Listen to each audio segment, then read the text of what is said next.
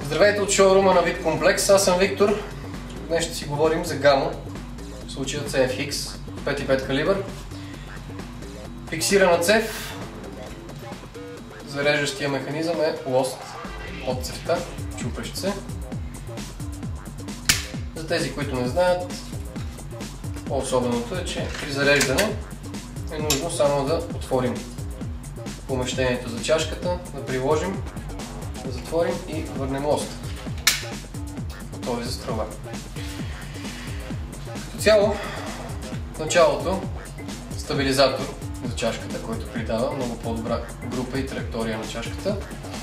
Фиброоптични мерни прибори от Trugo, изцяло подлежащи на настройка естествено.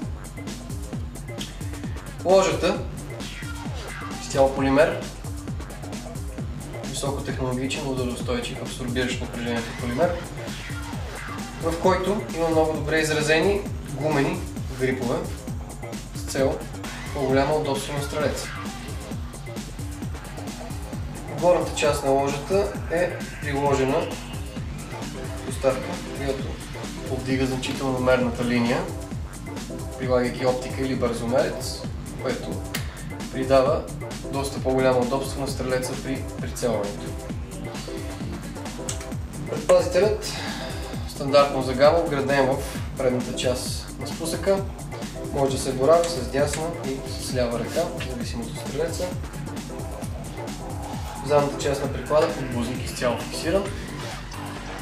И на последно място затилъкът гумен, който абсорбира напрежението от откатът на пушката.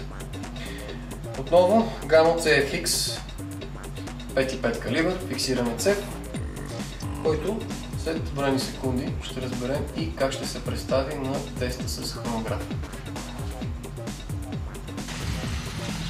Отново 5.5 калибър, гамо CFX модел, фиксирана цев, зареждане с лост, тупащ се в долната част на цевта, пред стабилизатор.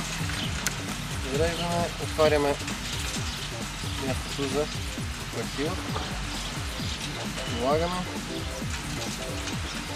спираме лоста и изключваме предпазите и да видим.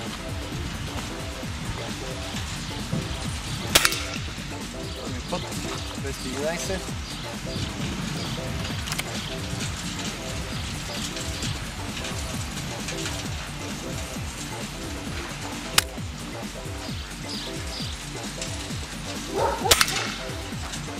Втори път, 204.